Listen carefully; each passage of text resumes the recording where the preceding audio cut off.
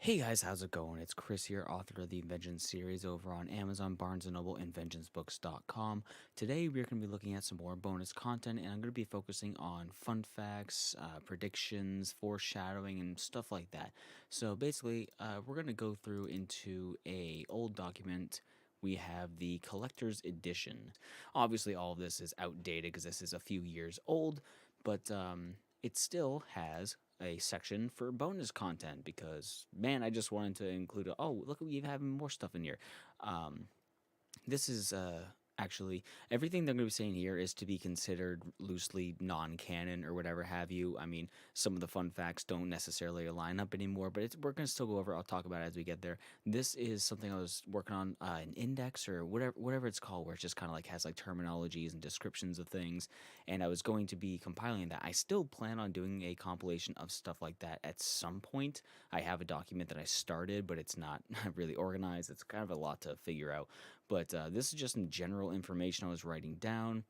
You can read this if you like. You can pause and read it. But again, keep in mind, not all of this is to be considered canon because some things may have changed or altered. We have like Teufel appearance explaining how they get their appearance. And I suppose we can read over some of this. So Teufel are technically genderless until they are given to a human and thus take on the body structure and distinctions of that gender. That being said, they are still technically genderless.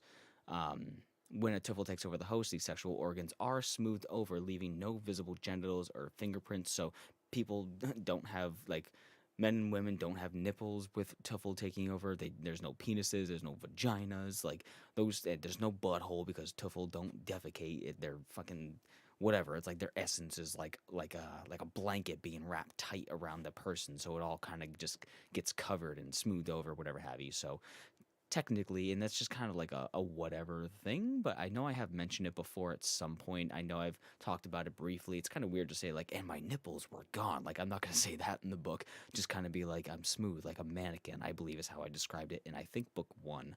Now, especially when we're talking about teenage girls, I'm not going to get I'm no Stephen King. I'm not going to get into detail about their genitals. That's not my business, and that is weird.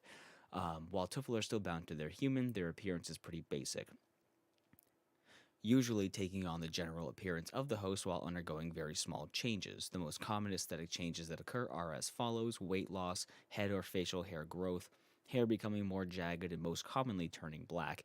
It is not likely, but the hair can change to nearly any color. It is unknown as to why this occurs, but some theories that the color may change based on the power level of the tuffle or if the human has artificial color in their hair, thus kind of like adapting preferred traits of the host. So if the host obviously likes to have their hair be dyed a different color, that's a very strong thing that they are passionate about. That translates to the Tuffel's aesthetic in the first transformation kind of thing. Just kind of like loosely explain why Chrism has, cyan hair. Even though her hair was dyed midnight blue, it still kind of held on to that. It was kind of like a withered version of that, and why Leomek has red hair.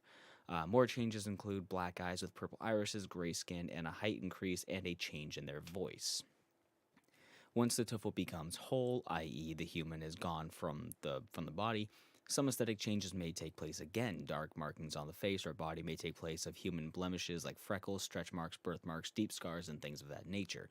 These markings become almost like tattoos on the skin, and some tuffle will even intentionally scar their bodies in order to design their own markings. Sometimes these tattoos just form on a tuffle based on the nature of their own power. Most commonly, they will appear in the skin when the tuffle's power increases greatly, whether they have simply absorbed enough power from other tuffle or human souls, or they access their reserve power by ascending. This change in appearance is not guaranteed. It is unknown as to why some tuffle get markings and some do not.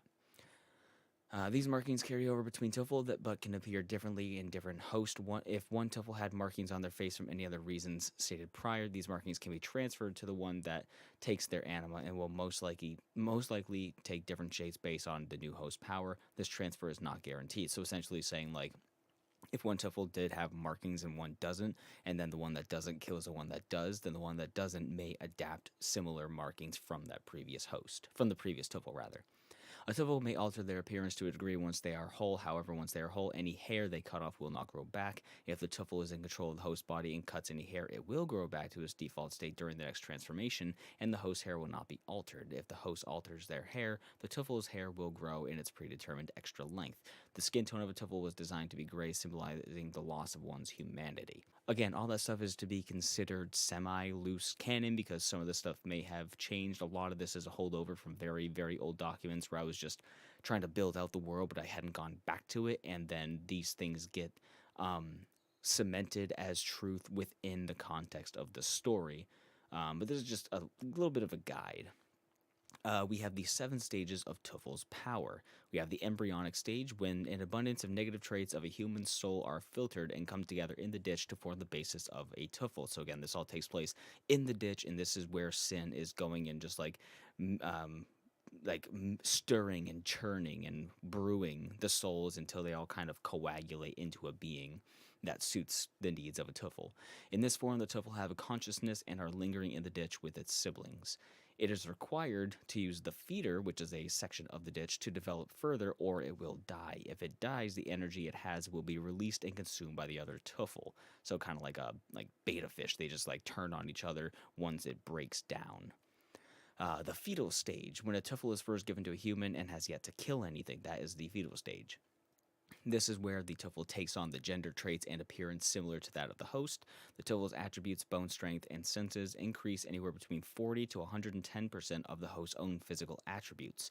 These increases become the Teufel's base stats. And we're taking this like it's a Dungeons and Dragons kind of thing, just whatever have you. And again, these numbers may not be entirely accurate, and they do have a lot of leeway. So if a really buff dude gets a Teufel or whatever have you, some jacked high schooler, he may not get a huge strength increase because it would kind of overpower the basic limitations of the fetal stage. So he may only get a 40% increase, whereas a scrawny teenage boy or a scrawny teenage girl may get a 90% increase because there's more to make up for. The baseline is lower, so and it also depends on what Teufel is given to them, how potent their own anima is.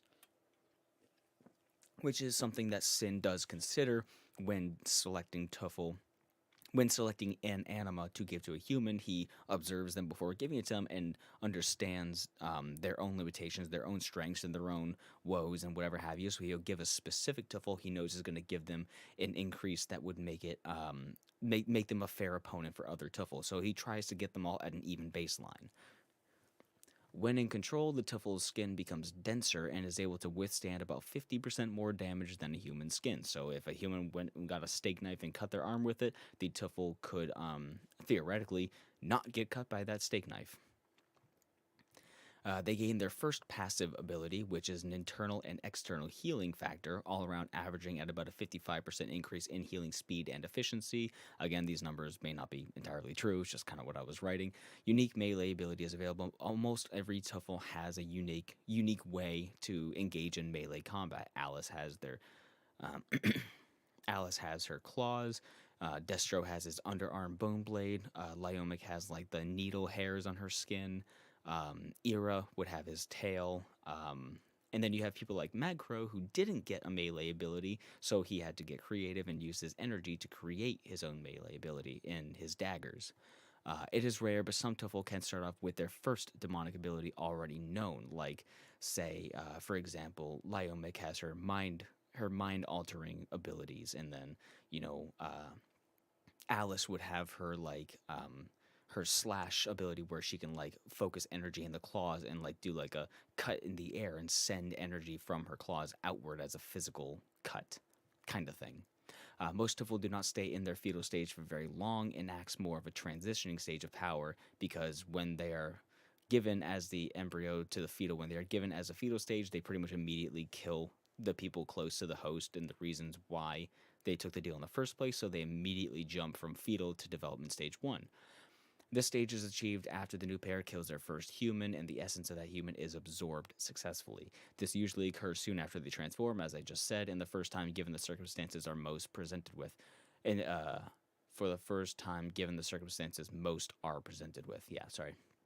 Teufel's attributes, bone strength, and senses increase in an additional 25 to 50% may vary, again, trying to get them all like an even playing field. Melee ability is upgraded, and the complete knowledge of how to use the upgrade becomes known to the Teufel, though training and experience is required to fully utilize their skills. So, say for Alice, she has her claws, and then maybe her claws can get longer, or with Alice's transfer ability, where she can send it through physical space and have it appear elsewhere, or her bones get denser or sharper or whatever have you.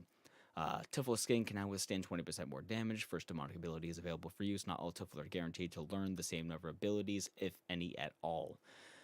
Can be achieved. Development stage 2 can be achieved by killing anywhere between 5 and 20 humans, depending on the life force of the humans killed, or by killing a Teufel who is at least development stage 1, and having themselves absorb a small amount of human essence additionally on top of that. Teufel's attributes, both strength and senses, increased by an additional 50 to 75%. Development stage 2 is a big jump in power, especially when compared to their fetal stage. Healing increases an additional 30%, but not all Teufel are guaranteed to learn the same number of abilities, and their healing may not increase the same. It's typically a lot lower. Like the healing is this is where it kind of changes a bit, because Teufel only heal the same amount generally, and it's only a supernatural boost, but it's not like fucking Naruto with Kurama.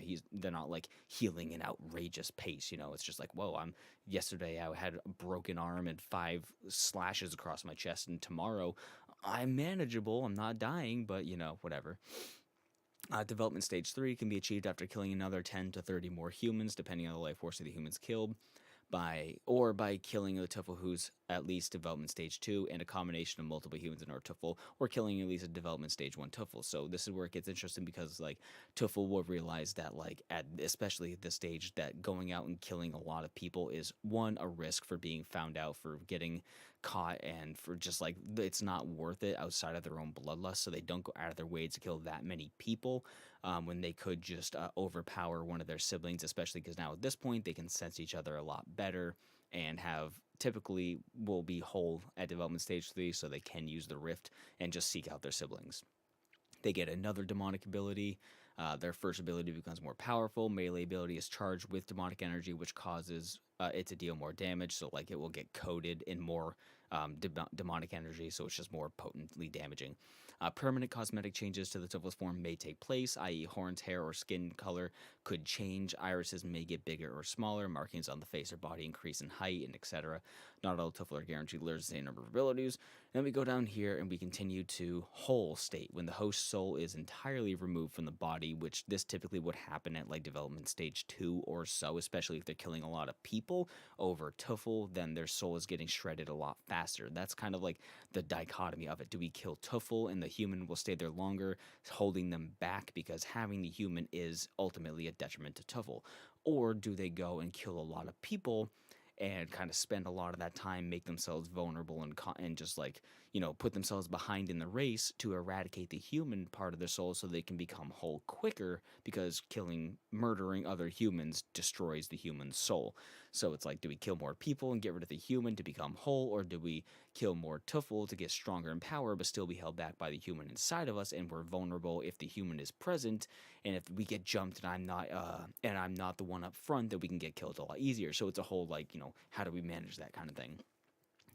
Most of the time the human does not have a say, so it's really on the Teufel and how they're going to approach it.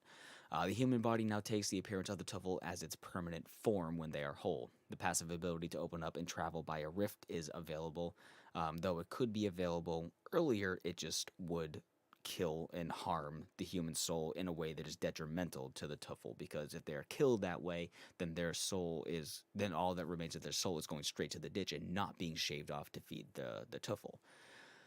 Every other human killed after a Teufel becomes whole grants them a very, very small attribute increase, anywhere between 1 to 5% of their. Now their main goal is to hunt each other, obviously, to give themselves bigger and bigger power boosts. Then you have the Ascend form, the Ascend state of power.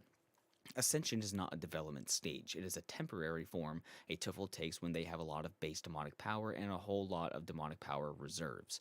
Most Teufel can usually ascend by development stage 3 or 2. I'm making an addendum, or 2. However, some abnormally high demonic power reserves may be able to do it at development stage 1, although this is exceedingly unlikely in the way that Alice was able to ascend, but that's because she had Kim's power as reserve. While demonic power and reserves increase as Teufel advance through development stages, the required amount of power a Teufel needs in total would be equal to at least 3 development stage 2 Teufel. To actually ascend, a Teufel must pause and build up demonic power in their body. They borrow nearly all energy from their reserves and pool everything they have together at their core. Once it reaches its limit, they release the energy all at once throughout their entire body, initiating the second transformation. This whole process can take a little bit of time and leaves them vulnerable in a fight. While they can defend themselves to some degree early on while powering up, they are most vulnerable at the peak, and if they have a lot of energy built and are attacked, they can potentially release that energy in a way that backfires and essentially explodes inside of them, causing irreversible damage or even more likely death. While powerful, this form is a temporary transformation. The length of time they can stay in this form starts at about 25 minutes, which is actually pretty high to what I consider now. I would say it's more like 15 minutes that they would stay ascended for, but it also depends on if they're whole, what development stage level they are, and how many times they have ascended throughout their life, because then they're able to control it better. That is to say, if they all did while ascended. That's to say, if all they did while. Oh, okay, so I'm trying to actually make up for that time limit. So this is me like 25 minutes if they just stood there and did nothing. But as you're fighting, you're draining your limit much faster because you're expelling their energy. Okay, so that's what I was saying. Or if they take a lot of damage, then they will lose time. The time in which a whole Teufel can ascend is increased slightly, especially with repeated exposure.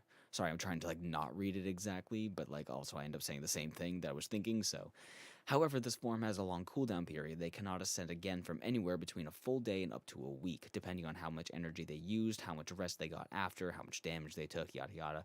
If a Teufel ascends while the human soul is still present, the length of that time that this power can be active is around 10 minutes, which is about what Kim and Alice would have gotten. The sudden increase in power can overwhelm both the host and the Teufel and cause a drain effect throughout their entire body, which may result in the host's soul becoming more fickle and or damaging their vital organs. Um, when Ascend is active, all attributes, bone strength, and senses increase anywhere between 150 and 250%. Healing is increased an additional 75%, grants access to an ability that can be executed while ascended, i.e., an ultimate attack. Um, Temporary cosmetic changes will take place and will revert after ascension has worn off. So this is kind of like Super Saiyan, if you want to think about it that way. We have Teufel attributes, which we go into like right here. You give a lot of character biographies and content, which I will pause and let you guys read those. I'm not going to read everything. But this is how I break down Teufel attributes when we actually see like how Alice has these stat sheets and all the Teufel have stat sheets. This is what those mean. So strength includes physical strength, combat experience, physical recovery, their muscles, melee weapon effectiveness. Their constitution is endurance, willpower, general defense, healing, and stamina. Dexterity is their agility, reflexes, accuracy, awareness, and human/demonic senses. Mind is intuition, cleverness, adaptability, understanding of demonic power, emotional stability. And their spirit is their demonic power capacity, recovery, resistance, and ability effectiveness. Now you can see where this all came into play in building the card game that I have now. So this all kind of like was the foundation of doing that years prior. I wrote this probably back in like 2015 or 2016, all of this stuff.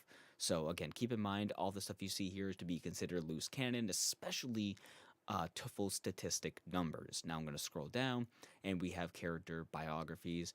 Now remember, not all of this is 100% accurate, but if you want to pause and read it, then you can. I do stand by still. Like Kim should be pretty much entirely accurate. I mean, going through bust because it's based off anime in my head. So favorite song is Gold by Spandu Ballet or Ballet. I don't know how you pronounce it.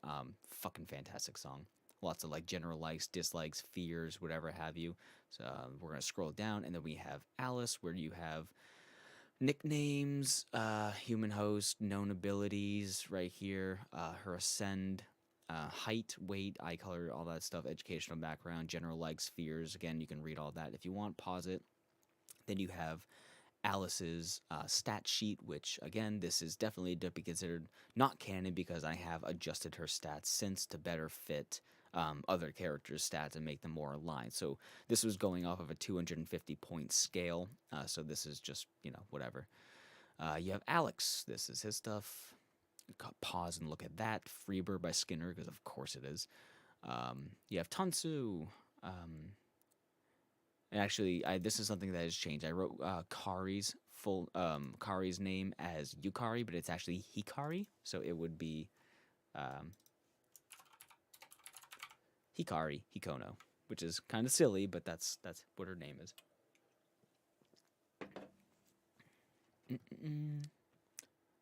Yes, Tansu likes gorillas. Sue me.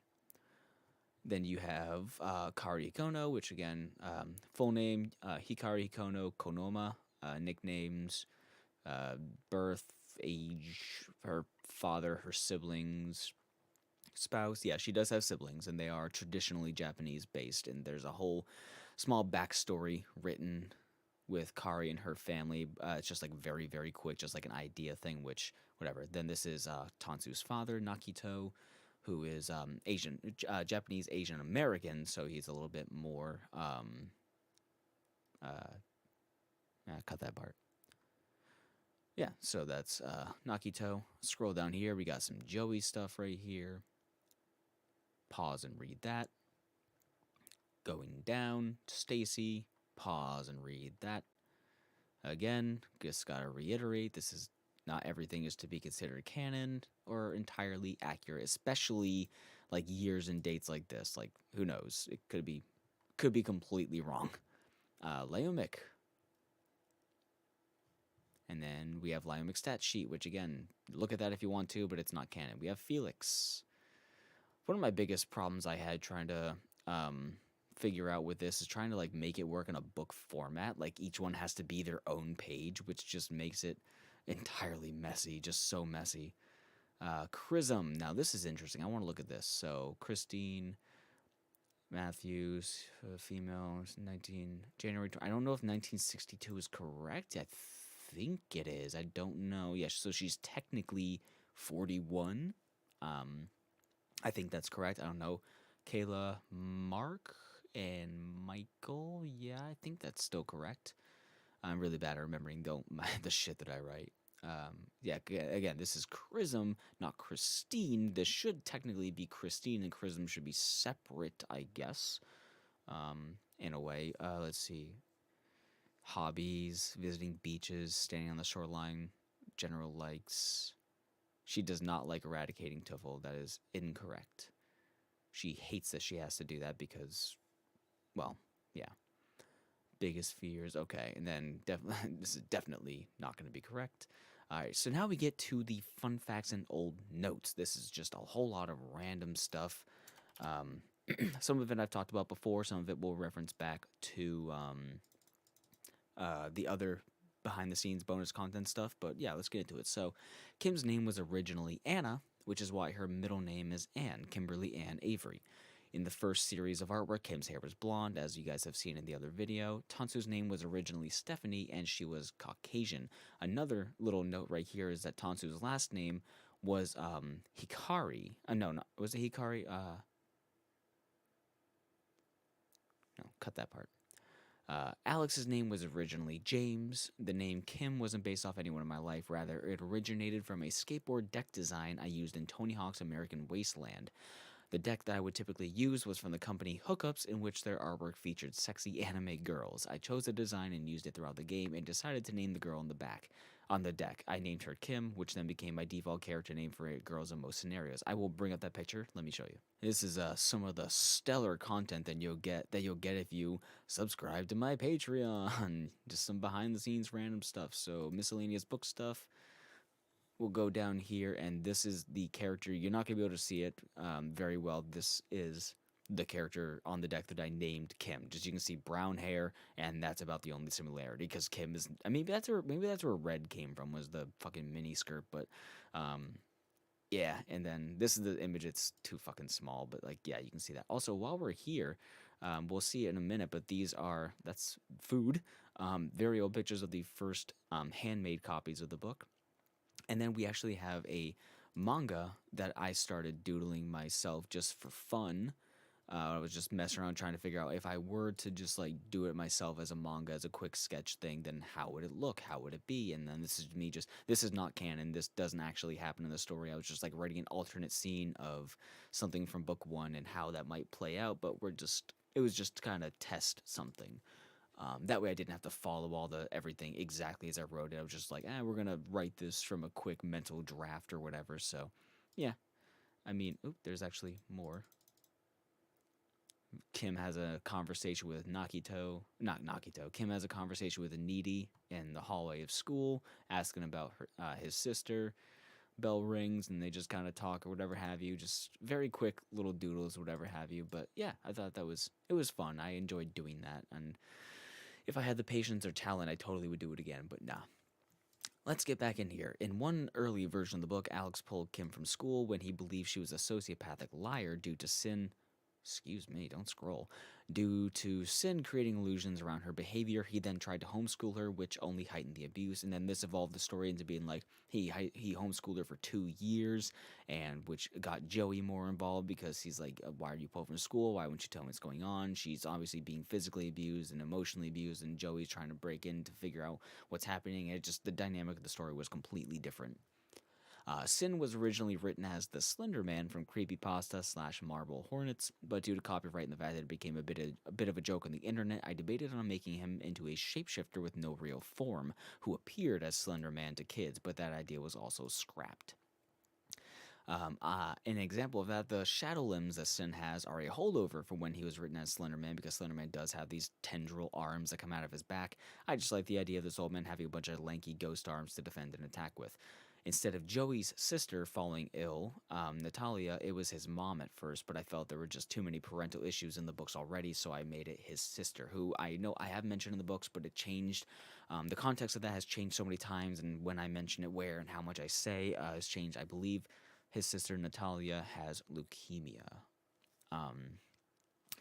The book was originally written based off of a dream I had, which led to two drawings, one portraying a girl with stitched lips, and the other was Slenderman ripping a girl's head off, which you guys have seen. So basically, to go over this real quick, I was not going to graduate my senior year in high school. I was failing, and then I decided, after I had the dream, I did the drawings, I started to write a story for the characters, which I never do. I never write a story for drawings that I do, but I decided to write a backstory for these ones.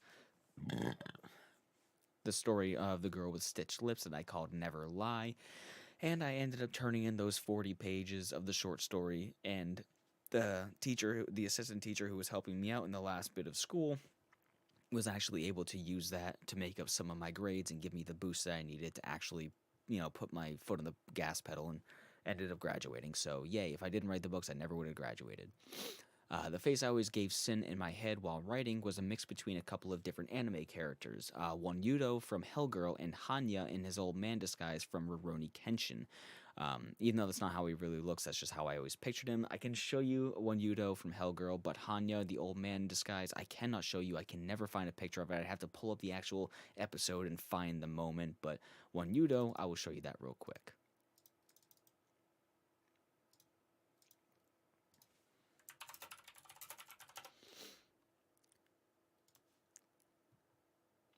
Yeah, this guy right here. This is who Sin kind of looked like in my head. Of course, that's not what he really looks like, but yeah.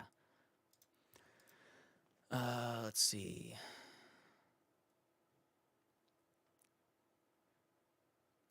Yes, there definitely was a scene removed where Tatsu kissed Kim on the lips, and that was changed to a cheek kiss, and then that scene was altered and removed to the end of the book when she kissed Kim on the forehead as like a goodbye kind of thing, or like, I'll be here when I get back, whatever moment. I wanted there to be a little bit of romantic tension from Tatsu, not from Kim, because Kim is fucking oblivious to it. But to me, it started to feel kind of forced, and I didn't, because I was still kind of figuring out who the characters were and which way I wanted that dynamic to go, and I felt like a pseudo sisterly romantic whatever kind of like whatever kind of mood just didn't really fit what I was trying to do. Even though hints of it are still there in the final product, and it's definitely something that I consider to be canon in my head, and that we'll see where that goes in future stories. I didn't want it to like be these characters are gay and I'm writing gay characters. No, it's not like that. It's just like, it's more like a, hey, we're both teenagers, and we're both thrown into each other's kind of like emotional security with each other, and then like, are we feeling more sisterly? Yes, but also, do we feel something else? Maybe, I don't know. That's kind of the whole vibe of it. Lucy was overly cautious in giving her last name when she first got her computer, so she gave her name as Lucy C. The C is the first letter of her grandmother's maiden name, Castillo, which, because Lucy's name is Lucy Kinnell from her dad's side, but she does live with her grandparents, so she adopted Castillo as a way to remain somewhat anonymous online, posting her blogs. Near the final edit to the book, I arrived at a scene where Chrism informs Alice of her true name, Reyes. When I realized that Alice was the only Teufel who was not given a name by Sin or Chrism at birth, I had no idea what I was going to give her as a true name because Kim names her. I thought of a few, and I used the name Nemnis as a placeholder until I could think of something better or just stick with that. But that night, I had a vivid nightmare. I was in my bed and I was awoken by a strange presence. Hovering over me was Alice herself in the real world, and she bit down on my arm in an attempt to gather my attention. She then proceeded to use her nails to rip my arm apart. The whole time, her voice rang in my ears, repeating the name Reyes, Reyes, Reyes over and over and over again.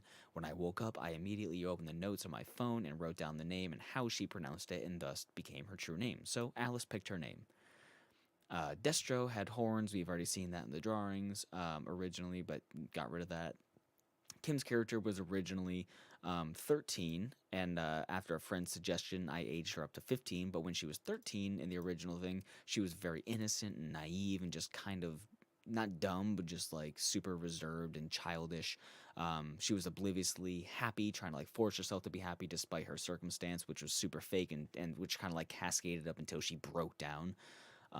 Because she became increasingly depressed due to her dad and whatever have you, and then being bullied, and then being homeschooled for 2 years when she was 13. That whole thing. So, the ending phrase "everything is okay" has been the ending line since the very first version of the book. It has been the only thing that I will not change.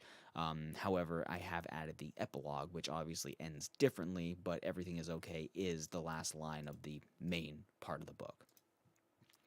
The reason for the demons being called Teufel has no solid reason. I just didn't want them being called demons, and considering how they are made, I wanted to give them a somewhat unique name, so I looked up Teufel. I looked up demon in different languages, and I just kind of liked the German word Teufel, which it is pronounced Teufel, but I like saying Teufel better because Teufel sounds silly. Joey and Kim were each other's first kiss as children under the table in kindergarten. Since then, neither of them have kissed or dated anyone. I will write an addendum to this. I'm pretty sure Joey has kissed, I think in my head canon, which is technically canon, but it's not canon until it's written. But in my head, Joey has kissed another girl or two, trying to figure out his own feelings, but never felt quite comfortable with it and always had an affinity with Kim, even though it's not romantic anymore. It just always kind of felt weird. Tansu's house was originally 2 levels, but when I built it in Minecraft, based on how I described it in the book, I found the placement of the stairs was awkward and made little sense, so I condensed it to 1 floor. And the stairs were actually placed in the hallway outside of the Tansu, Kari's bedroom door, and the bathroom. It was somewhere right there, and it just kind of felt weird.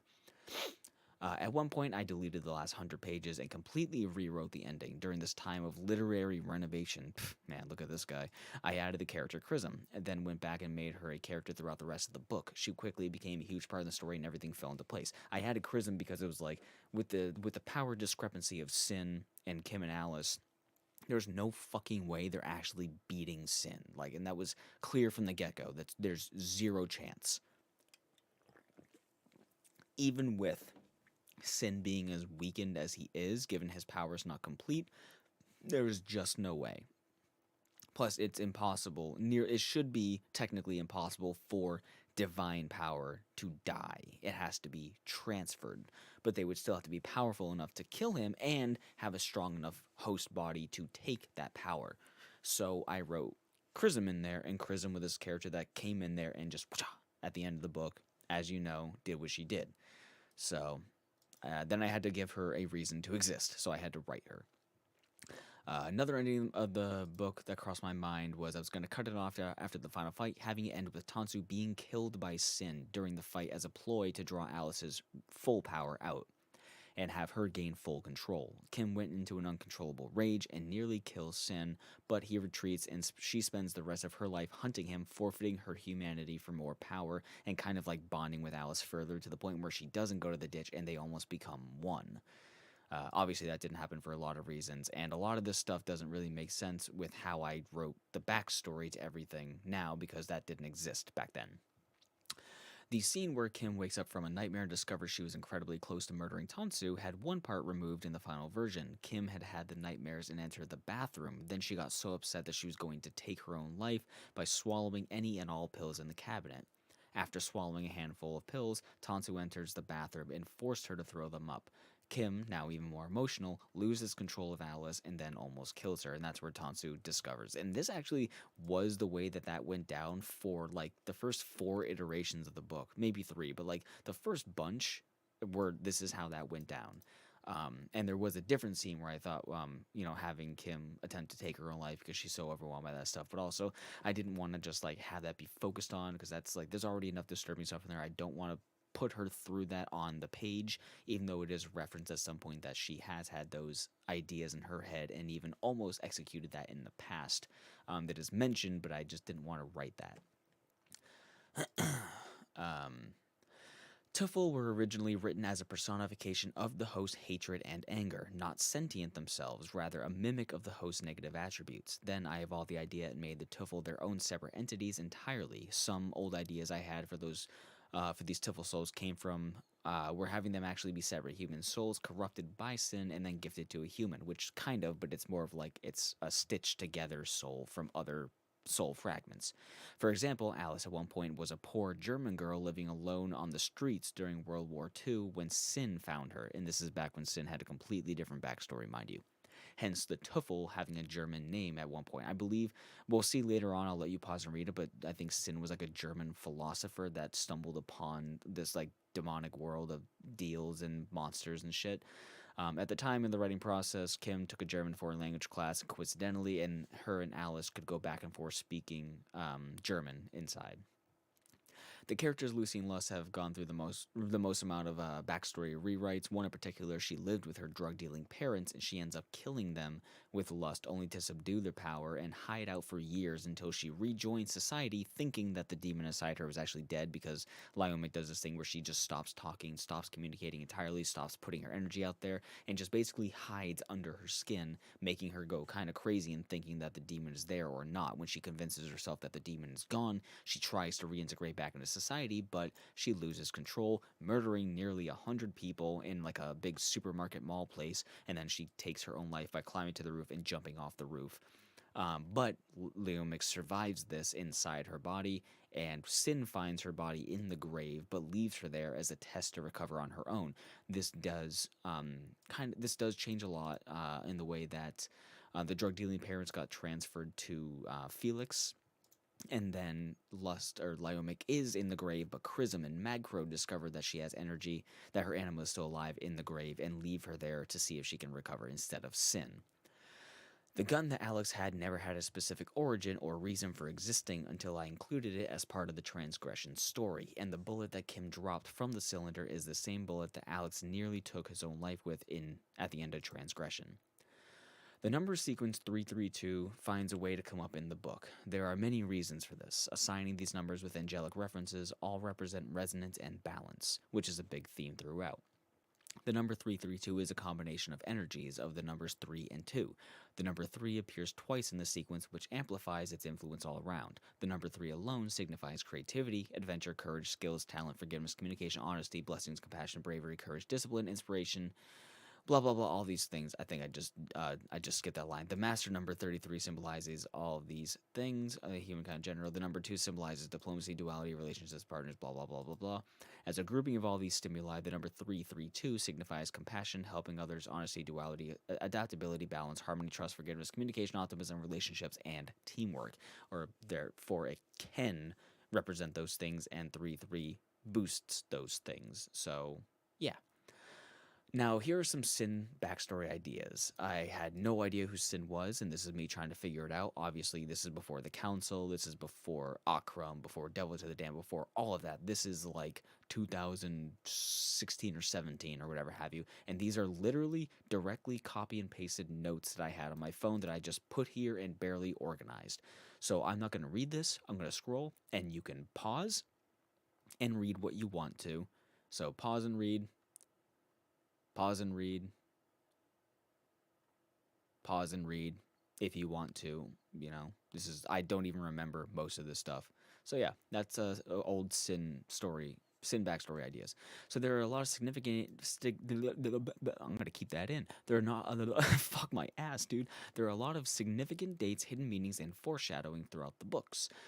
When Kim is sifting through the kitchen junk drawer searching for a flashlight, she skips over a sewing needle, the very same needle her dad will use to stitch her lips.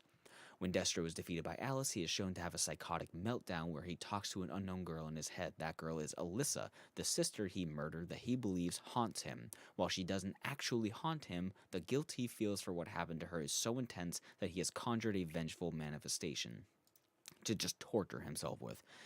Kel's death had an impact on Kim, Alice, and Tansu for many reasons. However, a secret unknown and justifying reason to his death, Kel was an undiscovered sex offender with a history of molesting his own children and making crude sexual remarks to his middle school students. The implication of such means that Alice and Kim have never taken on the life of an innocent person, those being Alex, Kel, Lust, and Sin. However, I will say this is rewritten a little bit to where he wasn't doing anything with his kids, I don't think, and he was really just like being disgusting and having like weird relations, undetermined relations with a couple of his students, which are again middle school girls. So that was hinted at, but never 100. I mean, it was stated. I believe Alice reinforces that in book 2, and then we get a reference of it in book 1. Kim had been drawn with and written to be wearing a red scarf at different points, which is the same red scarf that belonged to her mother.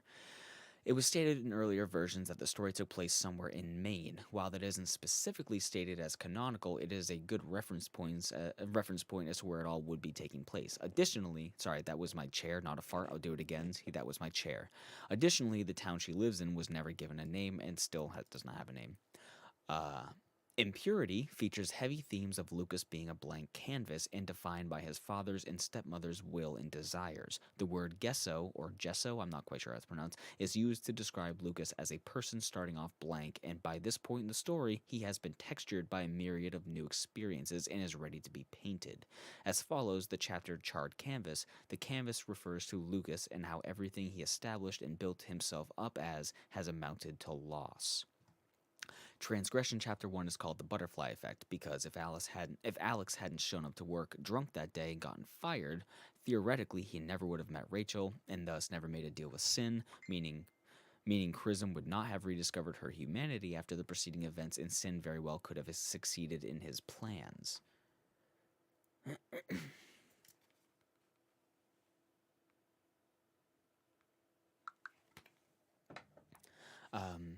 Transgression Chapter 7, and I don't know if all these chapters line up, by the way, but as I wrote them before, Transgression Chapter 7, Generation 1 refers to Ira and how he is a part of the first generation of Teufel. In this generation, there were a lot of errors and improvements to be made in the anima design, such as the fact that bullets so easily kill the artificial demon.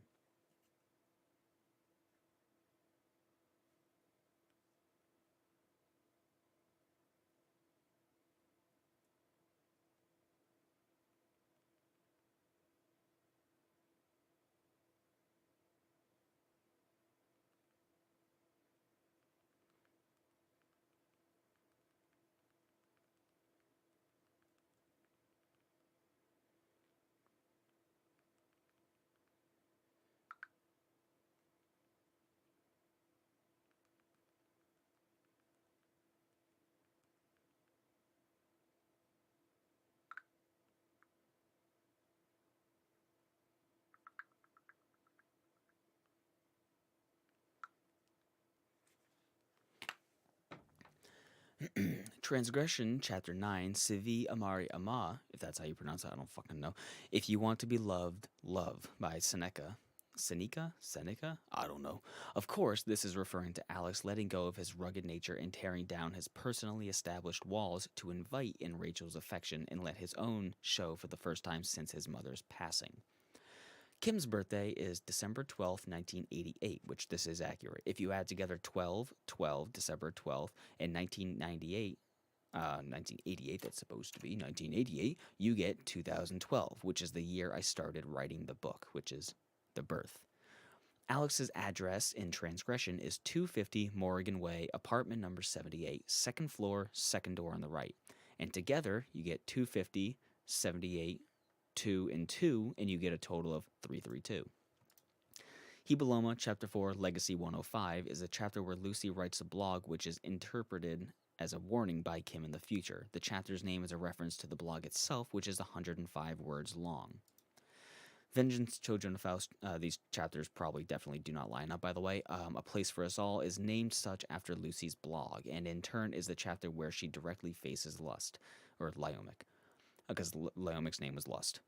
Vengeance, Children of Faust, blah, blah, blah, No Garden for Wilted Flowers is a reference to the fact that Kim's soul is forever tarnished, and though her actions absolve her of her misdeeds, the tie to the ditch forbids her from having a peaceful rest after death, such is the fate of all human hosts. So yeah, like if you got a wilted, dying flower that's broken, burnt, and fucked up, you're not going to put that in a garden. You don't display that in a garden. There is no garden for the dead and dying flowers, whatever. It's not that hard to figure out, but I thought it sounded cool.